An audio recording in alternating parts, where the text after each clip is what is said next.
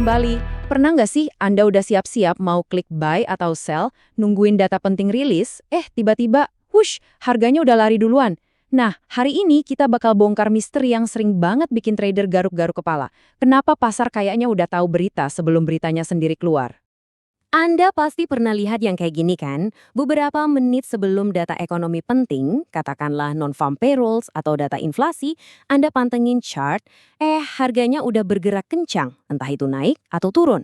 Padahal angkanya belum diumumkan sama sekali. Aneh kan?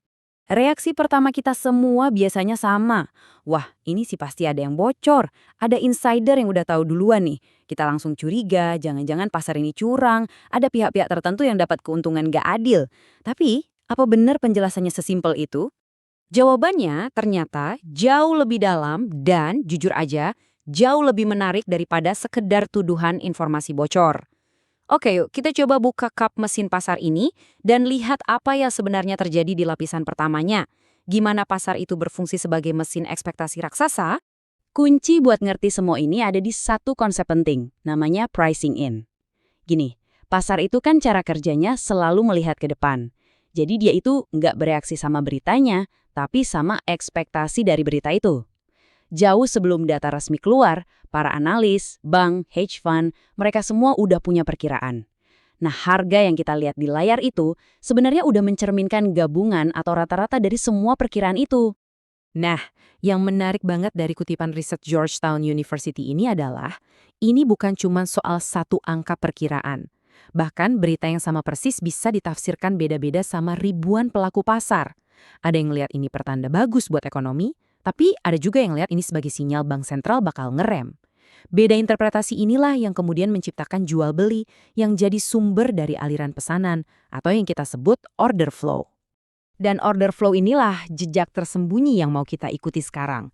Inilah mekanisme utamanya yang mengubah semua ekspektasi yang tadinya cuma ada di kepala banyak orang menjadi pergerakan harga yang bisa kita lihat di chart. Jadi, informasi itu masuk ke pasar lewat dua jalur. Ada jalur langsung, ini berita publik yang kita semua tungguin di kalender ekonomi. Tapi, riset yang sama dari Georgetown nunjukin kalau jalur ini cuma nyumbang sekitar sepertiga dari total pergerakan harga. Jalur yang jauh lebih kuat, yang nyumbang 2/3 sisanya, justru jalur tidak langsung lewat order flow. Coba deh pikirin lagi. Jalur yang kita anggap paling penting, pengumuman resmi itu, ternyata dampaknya cuma sepertiga. Justru bisik-bisik pasar lewat transaksi jual beli inilah yang jadi penggerak utamanya. Gila kan? Terus, gimana caranya informasi pribadi ini bisa jadi harga? Prosesnya kira-kira begini. Pertama, ada institusi besar, misalnya hedge fund, pasang order beli gede banget ke bank dealer berdasarkan analisis internal mereka. Kedua, order ini bikin posisi inventaris di bank dealer berubah dan ini menciptakan resiko buat mereka.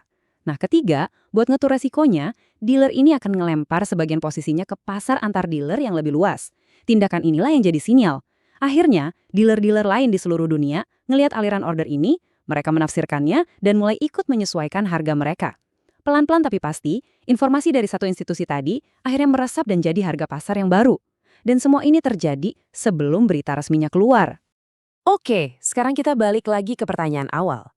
Apakah semua ini artinya ada kebocoran informasi? Nah, dengan ngerti proses barusan, kita bisa lihat dari sudut pandang yang sama sekali beda. Buat para profesional, ini seringkali bukan soal bertaruh pada bocoran, tapi murni soal manajemen risiko. Dan ini bukti visualnya, kuat banget. Lihat data dari Otoritas Keuangan Inggris ini. 1 menit sebelum berita besar rilis, apa yang terjadi? Spread melebar. Bank dealer melebarkan spreadnya 10% dan high frequency traders bahkan sampai 30%. Ini jelas bukan kelakuan orang yang tahu bocoran dan mau menyerang pasar. Justru sebaliknya, ini adalah kelakuan orang yang lagi bersiap-siap menghadapi badai. Mereka menarik diri, bukan maju menyerang. Kenapa mereka lakuin ini? Pertama, kapasitas mereka nanggung resiko itu ada batasnya. Kedua, mereka nggak mau dijebak. Coba bayangin Anda penjual mobil. Tiba-tiba ada orang datang mau beli mobil Anda berapapun harganya. Nggak nawar sama sekali. Anda pasti curiga kan? Jangan-jangan orang ini tahu sesuatu yang saya nggak tahu. Mungkin ada harta karun di bagasi mobil ini. Nah, itulah yang namanya adverse selection. Dealer takut bertransaksi dengan trader yang mungkin punya informasi lebih. Akibatnya apa? Likuiditas di pasar jadi kering. Dan di pasar yang likuiditasnya tipis, order kecil aja bisa bikin harga goyang hebat. Oke, kita udah paham kenapanya. Sekarang pertanyaan paling penting. Terus kita sebagai trader harus gimana? Yuk kita pindah dari teori ke strategi praktis yang bisa Anda pakai. Ini beberapa aturan main yang bisa Anda terapkan. Pertama, lakukan analisis pergerakan harga sebelum berita. Anggap itu bukan noise, tapi informasi berharga tentang di mana posisi para pemain besar. Kedua, jangan impulsif masuk pasar begitu beritanya keluar. Reaksi awal itu seringkali cuma jebakan. Dan yang paling penting, jangan berasumsi setiap gerakan itu pasti kebocoran. Pahami bahwa itu adalah cerminan dari proses transfer resiko yang kompleks. Jadi, kalau ada satu hal yang perlu Anda ingat dari sisi strategi, poinnya adalah ini. Pergerakan harga beberapa menit atau jam sebelum berita itu dirilis, seringkali ngasih tahu kita lebih banyak soal sentimen dan posisi pasar yang sebenarnya daripada lonjakan harga sesaat setelah berita itu keluar.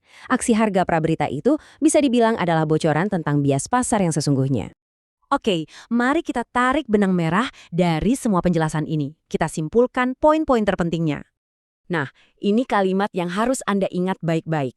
Pasar itu tidak menunggu konfirmasi dari berita di TV atau internet untuk bergerak. Pasar bergerak ketika resiko dan modal berpindah tangan. Pergerakan harga itu adalah jejak dari perpindahan resiko tersebut. Dan ini pertanyaan terakhir dari saya untuk Anda. Sekarang, setelah Anda paham soal mesin ekspektasi, jalur order flow, dan dinamika manajemen resiko di baliknya, kira-kira bagaimana cara Anda akan melihat chart 5 menit sebelum rilis data penting berikutnya? Coba renungkan.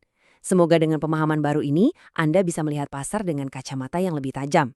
Sampai jumpa di penjelasan berikutnya.